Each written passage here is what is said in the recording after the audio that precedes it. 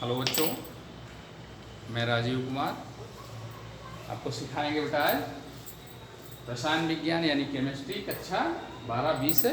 ठीक है, और यूनिट आपका पहला है, ठोस अवस्था उस यूनिट का नाम है और लेक्चर नंबर इसका 3rd है। ठीक है, आज हम लोग सीखेंगे एकक कोशिका में अवयवी कणों की संख्या को कैसे ज्ञात करें। एकक कोशिका में अवयवी कणों की संख्या को कैसे ज्ञात करते हैं। ठीक है, पिछले लेक्चर में हमने बताया बेटा आपको कई प्रकार की कोशिकाएं होती हैं, कई प्रकार की एकक कोशिकाएं होती हैं, जिसमें सबसे पहली एकक कोशिका हमने बताई थी आपको आद्य एकक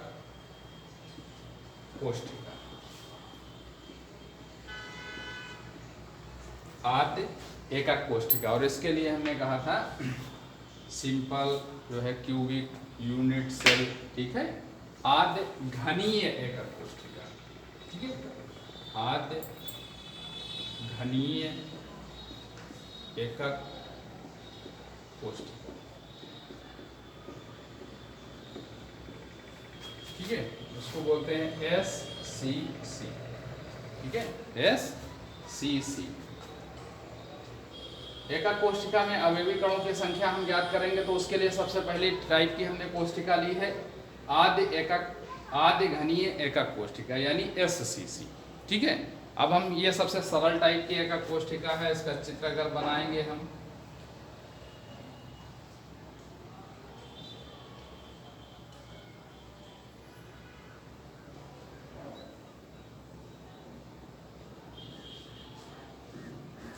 ठीक है, जब आद्य एकक कोशिका होती है तो उसमें क्या होता है, उसमें जितने भी कार्नर होते हैं केवल अवयवी कण केवल वही मौजूद होते हैं। अवयवी कण क्या हो सकते हैं बेटा, अणु हो सकते हैं, परमाणु हो सकते हैं, आयन हो सकते हैं। ठीक है, अवयवी कण केवल कहाँ मौजूद होते हैं, कहाँ उपस्थित होते हैं, उसके कोनों पर। तो जो एकक कोशिकाएं होती हैं, जो घनीय एकक कोशिका होती है, उसमें कितने कोने होते हैं बेटा, 8 कोने होते हैं। और अवयवी कण कहाँ पे उपस्थित है बेटा, कोनों पर उपस्थित है। ये थोड़ा सा समझना, इसको दिक्कत वाली बात है, थोड़ा सा दिक्कत है इसको समझने में। ठीक है, जैसे हमने दिखाया है कि हर कोने पे इसका अवयवी कण है, इस टाइप से बेटा नहीं होता। ये कोने पे उस अवयवी कण का केंद्र होता है। ठीक है, अवयवी कण कैसे होता है बेटा, अवयवी कण इस टाइप से। ठीक है, अवयवी कण इस टाइप से होता है। इसको एक अलग डायग्राम में देखने की कोशिश करेंगे। मान लीजिए ये 4 कोने। ठीक है, ये 4 कोनों की अगर हम बात कर रहे हैं तो एक अवयवी कण यहाँ पे मौजूद है, दूसरा अवयवी कण यहाँ पे मौजूद है, और तीसरा अवयवी कण यहाँ पे मौजूद है, और चौथा अवयवी कण इस कोने पे मौजूद है। तो कुछ इस प्रकार से होती। सबसे पहले तो हम लोग ये सीखने जा रहे हैं कि इस प्रकार की जो एकक कोशिका है, SCC टाइप की जो एकक कोशिका है, उसके निर्माण में कुल कितने कण उसके निर्माण में कुल कितने कणों ने भाग लिया है। ठीक है, तो इस चीज को हम निकालने की कोशिश कर रहे हैं। तो हमने बताया कि कोई घनीय एकक कोशिका है, उसमें कोनों की संख्या कितनी होती है बेटा, कार्नर कितने होते हैं, 8 कार्नर होते हैं, और प्रत्येक कार्नर पे एक कण अवयवी कण उसका उपस्थित रहता है। इस टाइप से देखिए। अब सबसे बड़ी बात हमारे लिए आती है, सबसे समझना किस चीज को है हमको, कि जो ये कोने पे कण पाया जा रहा है, ये वाकई में कितनी कोशिकाओं से जुड़ा हुआ है। यानी इस एक कण की सहभागिता कितने एकक कोशिकाओं में है।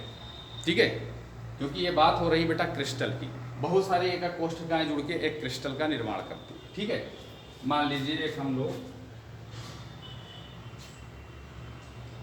एप्पल लेते हैं, सेब। ठीक है, सबसे पहले उसको 2 भागों में काटते हैं। ऊपर से नीचे की ओर जब काटते हैं तो वो एप्पल जो है 2 भागों में कट गया। ठीक है, बट गया। उसके बाद एक और उसको काटते हैं जो ऊपर से ही काटते हैं। तो जब ऊपर से काटते हैं तो वो बेटा कितने खंडों में कट गया, वो हो गया 4 भागों में कट गया। ठीक है, यानी 4 टुकड़े हो गए। एक एप्पल के कितने टुकड़े हो गए बेटा, 4 टुकड़े हो गए। उसके बाद जब 4 टुकड़े हो जाते हैं और एक बार उसको जो है बिल्कुल बीच से क्षैतिज दिशा में काट देते हैं। जब उसको हम एक बार क्षैतिज दिशा में काट देते हैं तो बेटा टुकड़े हो जाते हैं 8। टुकड़े कितने हो जाते हैं? 8 टुकड़े हो जाते हैं। तो इसका मतलब ये हुआ कि जब 8 टुकड़े हो जाते हैं तो इसी की तरह से अगर हम समझें एकक कोष्ठिका के किसी कोने पर पाए जाने वाले कण की बात, अगर उसकी बात करते हैं, कण की बात करते हैं, तो वो जो कण एकक कोष्ठिका के कोने पे पाया जा रहा है वो बेटा 8 एकक कोष्ठिकाओं से जुड़ा हुआ होता है। वो कितनी एकक कोष्ठिकाओं से जुड़ा हुआ होता है? वो 8 एकक कोष्ठिकाओं से जुड़ा हुआ होता है। इसलिए अगर हम कहें कि कार्नर पे पाए जाने वाले किसी कण का एक एकक कोष्ठिका में योगदान कितना होता है बेटा? वो 1/8 होता है। कहने का मतलब है कि अगर किसी एकक कोष्ठिका के कोने पर एक कण पाया गया है और वो जो कण है वो कितनी कोष्ठिकाओं से जुड़ा होता है बेटा? उसकी सहभाजिता कितनी कोष्ठिकाओं से होती है? 4 कोष्ठिकाओं से, 8 कोष्ठिकाओं से उसकी सहभाजिता होती है। इसलिए एक कोष्ठिका में उस कण का कितना अंशदान होता है बेटा? 1/8 होता है। ठीक है, एक बार हम फिर से रिपीट किए दे रहे हैं। सबसे पहली जो कोष्ठिका है वो हम लोगों उसके बारे में देख रहे हैं। वो कौन सी एकक कोष्ठिका है? आधे घनीय एकक कोष्ठिका, यानी SCC टाइप। ठीक है, इस SCC टाइप में क्या होता है बेटा? ये आप पिछले लेक्चर में सीख चुके हैं कि जब SCC टाइप की कोई एकक कोष्ठिका होती है तो उसमें कण केवल और केवल कोनों पर पाए जाते हैं। कण कहाँ पाए जाते हैं? केवल कोनों पर ही पाए जाते हैं। अब बेटा किसी एक कोने पे पाया जाने वाला कण जो होता है कितनी एकक कोष्ठिकाओं से सहभाजित रहता है? वो बेटा 8 एकक कोष्ठिकाओं से सहभाजित रहता है। तो एक एकक कोष्ठिका में कोने पर पाए जाने वाले कण का अंशदान कितना होता है बेटा? 1/8 होता है। जब 1/8 होता है और कितने कोने होते हैं? 8 कोने होते हैं। 8 कोने होते हैं। SCC टाइप की कोष्ठिका में कितने कोने होते हैं? 8 कोने होते हैं और 8 कोनों पर एक एक कण पाया जाता है। एक कोने पर पाए जाने वाले कण का अंशदान इस एकक कोष्ठिका के लिए कितना है? 1/8 है, लेकिन कण तो 8 पाए गए हैं, इसलिए 1/8 × 8 = 1। कहने का मतलब है कि SCC टाइप की कोष्ठिका को हम ये मान सकते हैं कि कितने कण ने मिलकर बनाया है? एक कण ने मिलकर बनाया है। कह सकते हैं कि SCC टाइप की जो एकक कोष्ठिका होती है उसमें अवयवी कणों की संख्या बेटा कितनी है? 1 कण के बराबर। कितनी है? 1 कण के बराबर हैं। तो 8 कोनों पे 8 कण, लेकिन प्रत्येक कण जो कोने पर पाया जाता है उसका इस एकक कोष्ठिका में अंशदान कितना है? 1/8 है। इसलिए 8 कण है तो 1/8 × 8 बराबर कितना हो जाएगा बेटा? 1 हो जाएगा। अब हम दूसरे टाइप की एकक कोष्ठिका लेते हैं।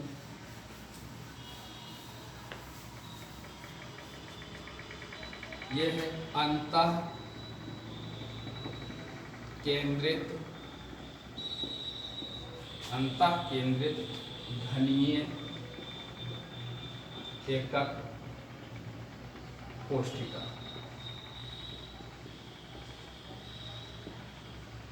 Body centred unit cell. ठीक है, यानी ये क्या है बेटा? BCC टाइप की यूनिट सेल है। Body centred unit cell, BCC type. BCC type में बेटा आपको पहले ही बताया जा चुका है कि कण जो होते हैं कोनों पर तो पाए ही जाते हैं। कण जो होते हैं वो एकक कोष्ठिका के कोनों पर तो पाए ही जाते हैं। साथ में एक कण जो होता है वो एकक कोष्ठिका के बिल्कुल अंदर उसके केंद्र पर पाया जाता है। इसको देखने की कोशिश करेंगे। 1 2 3 4 5 6 7 8। ये तो बेटा एक SCC टाइप की यूनिट सेल है। अब अगर एक कण इसमें और हम जोड़ दें, वो कहाँ पे जोड़ देंगे बेटा?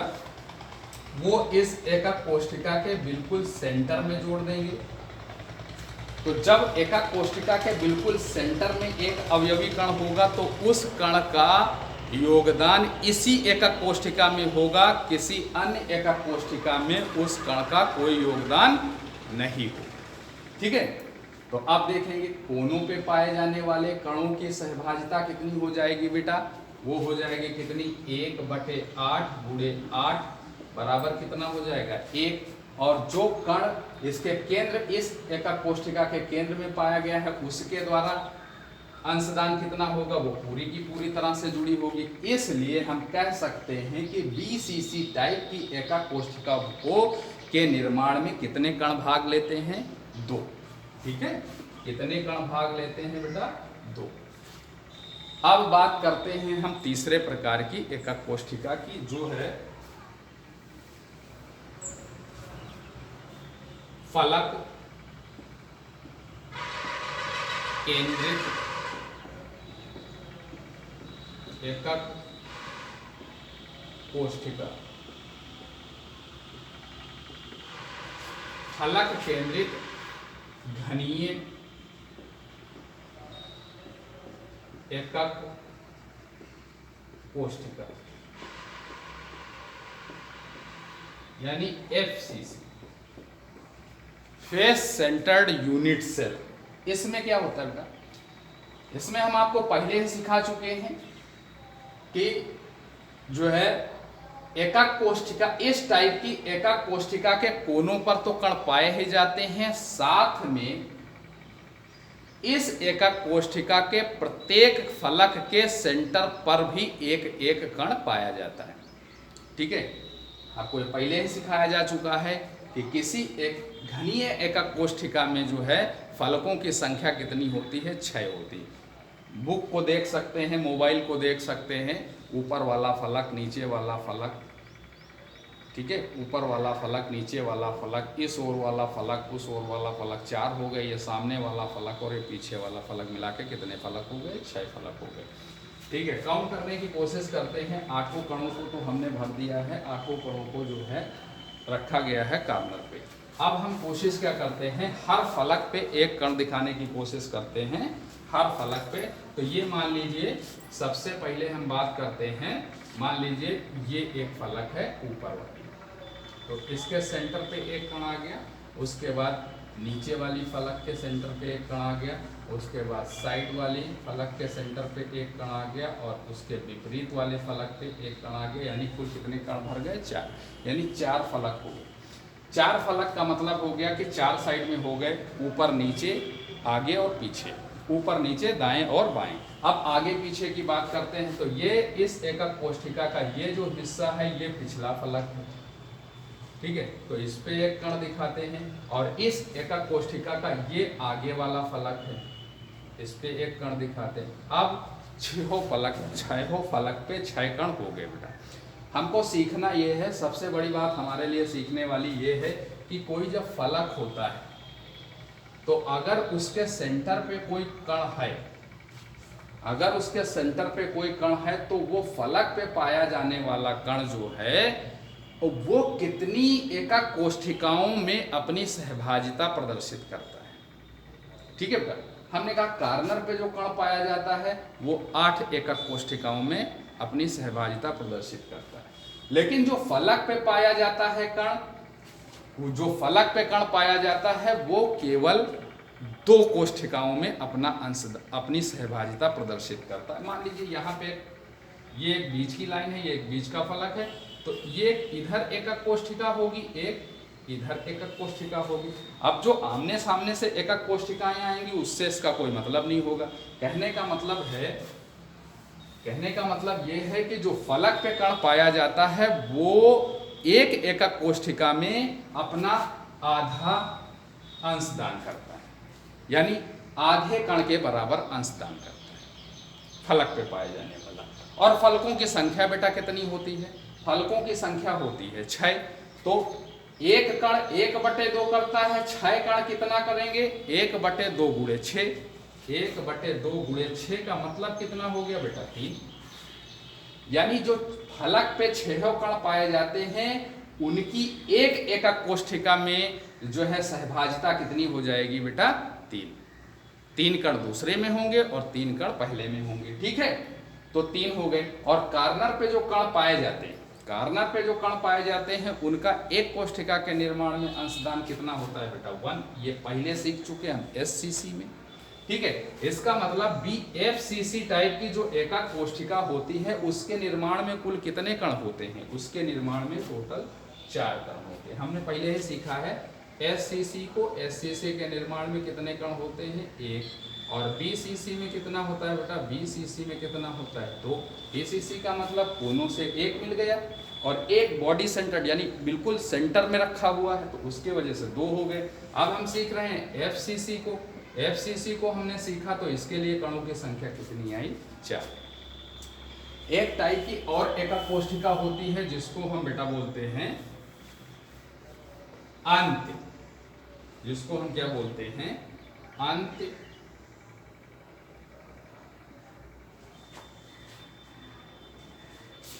इसको क्या बोलते हैं बेटा हम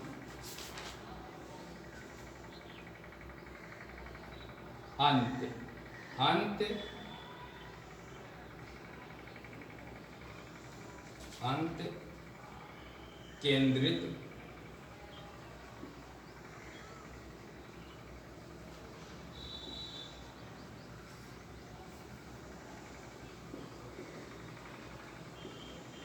घनीय एकाक कोशिका, ठीक है। इसको ECC बोलते हैं बेटा, ECC ये टिपिकल टाइप है, ठीक है। ECC बोलते हैं इसको बेटा। इसमें थोड़ा सा अंतर ये आता है कि इसमें कार्नर पे तो कण पाए जाते हैं लेकिन फलकों पे जो कण पाए जाते हैं वो किन्हीं केवल 2 विपरीत फलकों पर ही पाए जाते हैं, ठीक है। प्रत्येक फलक के सेंटर पे कण नहीं पाया जाता है। कहाँ पाए जाते हैं, किन्हीं 2 विपरीत फलकों के केंद्र पर ही कण पाए जाते हैं। मान लीजिए ये चारों 8 कोनों पे तो कण पाए ही गए, इस फलक पे यहाँ पे पाया जाएगा, जस्ट इसके अपोजिट यहाँ पे पाया जाएगा, बस, ठीक है। अगर यहाँ नहीं पाया जाता तो कहाँ पाया जाता है, यहाँ पाया जाएगा और यहाँ पाया जाएगा। अगर यहाँ भी नहीं पाया जाता तो सामने और पीछे की ओर वाले फलक पे पाया जाएगा। कहने का मतलब है कि 8 कोनों पे तो कण पाए ही जाएंगे और किन्हीं 2 विपरीत फलकों के सेंटर पर भी कण पाए जाएंगे। तो इसमें कणों की संख्या काउंट करने के लिए क्या करेंगे, जो कार्नर पे कण पाए जाते हैं उनसे एक कण के बराबर हमको सहभाजिता प्राप्त होती है, और जो 2 कण विपरीत फलकों पे पाए जाते हैं तो एक फलक से हमको कितना मिलता है आधा, और 2 फलक से हमको कितना मिलेगा 1 कण के बराबर। तो ये कितना हो जाएगा 1 + 1, ये कितना हो जाएगा 2। कहने का मतलब है BCC और ECC इसमें 2-2 और FCC